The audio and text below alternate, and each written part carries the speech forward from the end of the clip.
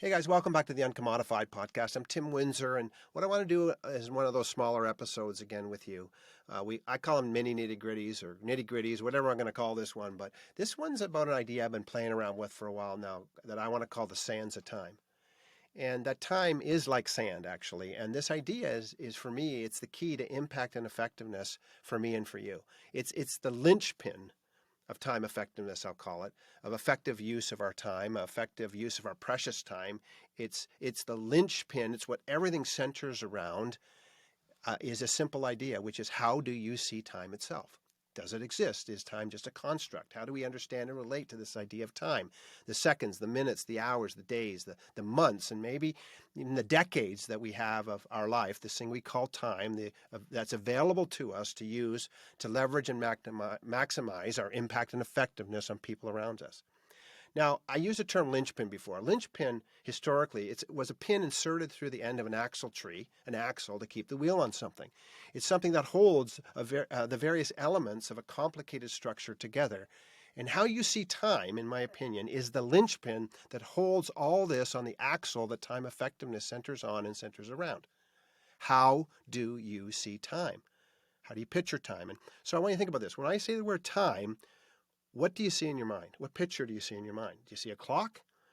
And if you do see a clock, do you see an analog clock or a digital clock? Or maybe you see a calendar, or maybe you see your mobile phone, or maybe you see something fundamentally more transformative, more provocative, more instructive. Maybe in your mind's eye, you see an hourglass. You see an hourglass. Now, if you're watching on the YouTube channel right now, you notice I just picked up an hourglass, and I have one in my office that I keep because it reminds me of this idea. Maybe you see time more like this hourglass. Now, if you're listening to the podcast, you're just going to have to imagine I got an hourglass and I'm holding on to it. And I believe that if you start to see time more like an hourglass, not as hours on an analog clock or a digital clock that seems to rotate and tick away endlessly, without end, in perpetuity, forever, which is just not the case with time, at least the finite amount of time that you and I have each day in our lives. Now listen, at the top of this hourglass, if I tip it this way, you'll see the sand in there and it's starting to drop down. At the top of this hourglass is a fixed container. It's fixed in size and volume. And it really represents the future for me. It's a total amount of time available to us. Daily, 1,440 minutes. So we could say if this was my daily hourglass, there's 1,440 grains of sand in it. Monthly, yearly, there's 525,600 minutes. So if this was my yearly hourglass, there'd be 525,600 grains of sand. And then maybe the total amount of sands in my life, hours, minutes in my life, which I have no idea what that's going to be, nor do you. Now, if you notice, if you're watching on the YouTube channel, but just watch this as you think about this, naturally, without any effort and well beyond my control, it's falling. It falls from the top, the future, the limited amount of grains of sand, and it falls through this skinny part, the portal, what I'll call the portal of the present moment. The only moment, the fleeting second that you and I really and potentially fully live in. And then it slips into the past, the bottom of the hourglass. But here, unlike this hourglass that I can turn over and flip again, you don't get to do that with your day, and nor do I, or with your life. Your life's hourglass, your 1,440 minutes each day, is gone. Done and dusted, as my British friends say, vaporized, never to be lived again or experienced again. A finite amount of grains of sand, a finite amount of the thing we call time, the sands of time.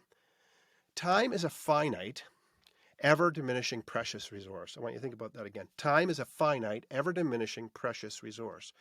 And once you start seeing time this way and really believing this to be the truth about time, the truth about your time, the game will change forever. Forever when it comes to how to be effective with the time you have available to you each day. See, here's the reality. We only get to live and to love and to laugh and to lead and to learn within the present moment, within the very thin, the very skinny part of the hourglass. And we live and we love and we laugh and we lead and we learn more effectively, impactfully, when we are purposely and powerfully present in that moment.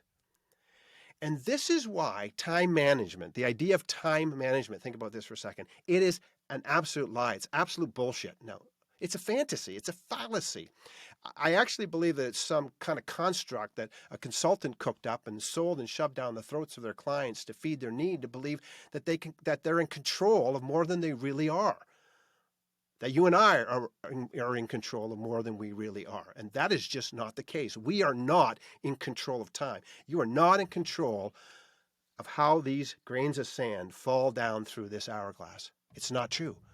And the secret from my experience is to understand that time effectiveness, not time management, time effectiveness is achieved and only achievable through self-management and energy management. Self-management and energy management equal time effectiveness, or being more effective with our time, that ever-precious diminishing resource.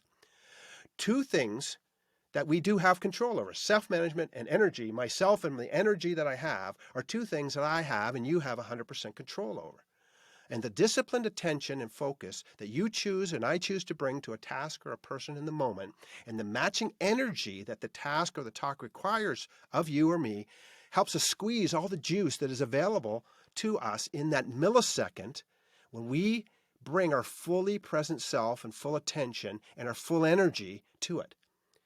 Now, if you're practicing or trying to just practice great time management, which, by the way, I just said is a lie, it's bullshit, it's not true, you can't do it. But if you're trying to practice just great time management, then you focus just on the process, let's say, of scheduling a 30-minute meeting next week to do something, and then you focus on the tools and the processes that will help you make and keep that appointment. That's time management. But rather, this is what you ought to be doing. We ought to be focusing on something else. We actually should be focusing on bringing all our attention and all our energy to that 30 minutes. Because you and I both know that there's times, maybe even many times, we might not hate to admit it, that you and I attend that 30-minute appointment that we've scheduled. But the real truth is that we aren't really showing up at all, at least not fully, emotionally, psychologically, and with the right energy required to squeeze all the life out of that 30 minutes with that other person in front of us. We're not showing up with the appropriate attention and focus and energy required to maximize the impact and effectiveness of that meeting or that 30-minute conversation over coffee.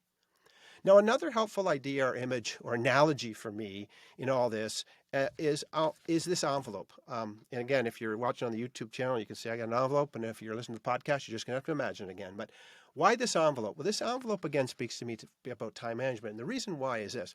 When my wife and I first got married, we received some counsel regarding budgeting. And the thing that we did for a budget in the beginning days is we got all of our money out as cash, and we had a series of envelopes, and we would write, food, and then we had clothing, and we had entertainment, and we had auto insurance and auto repairs and hydro and all these different things, all the different segments of our budget we had envelopes for. And at the beginning of every month, we would put cash in those envelopes. And what it did is it connected us very quickly with the idea that we were dealing with a finite resource. Because if I wanted to buy a pair of pants or a shirt and there was no money left in the clothing budget envelope, I had to physically, if I wanted those pants still, go and take money from another envelope. I had to steal it from another envelope. See, and that made me connected to the importance of the choices I was making with this finite resource. See, the wisdom of the envelope is that it stores a certain amount of money and it gets me connected with it. And, it's a finite resource. There was a finite resource in that envelope, a finite amount of cash in my monthly envelopes. And if we saw time sort of in that envelope as well, if we saw the hourglass as an envelope in which time existed, there's a truly finite resource of time in that envelope, just like there were cash in my budget envelopes. A certain amount of a fixed amount of cash, a certain amount of fixed amount of time. And when you overspend, you cannot just pull cents or seconds out of thin air. You must take them. You must steal them from somewhere, and ultimately and usually someone else.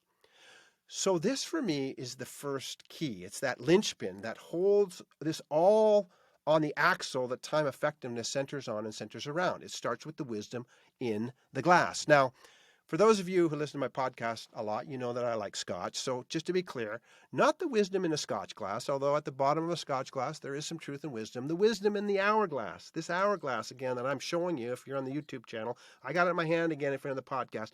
This hourglass, a fixed container, fixed in size and volume with a future in the top, the total amount of time available to you daily, weekly, monthly, yearly, the total that you have in your lifetime, whatever it is. It sits there, but then it naturally, without your effort and well beyond your control, it falls from the future, the top, through that present moment. It comes down that present moment portal, and then it goes into the future. It moves into the past. It's gone. The bottom of the hourglass, the past, and unlike the hourglass, you don't get to flip it over and start again.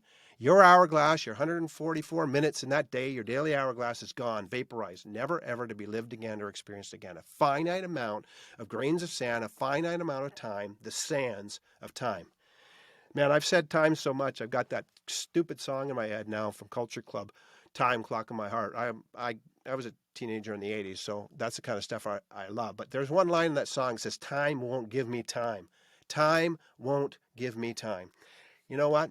You're not getting more time. You can't make it. You can't find it. You can't do any of that. It's not true. It's just not happening. We talk to ourselves like we can make time, find time. We can't. So here's my challenge and encouragement to you in all this. Go out and buy an hourglass and some envelopes and allow the wisdom of each of these to instruct and inspire you to live beyond, well beyond the lie, the bullshit, the fantasy, the fallacy of time management, and live well in the equation of time effectiveness, energy management, and self-management. And that'll help you live and love and laugh and lead and learn within the present moment, the very thin, the very skinny part of the hourglass, in the restricted envelope of time that we have to spend or to invest, and become more effective and impactful as you purposely live and powerfully live present in the moment. Go ahead, do it right now. What are you waiting for? It's time. Thanks for listening. Have a great day.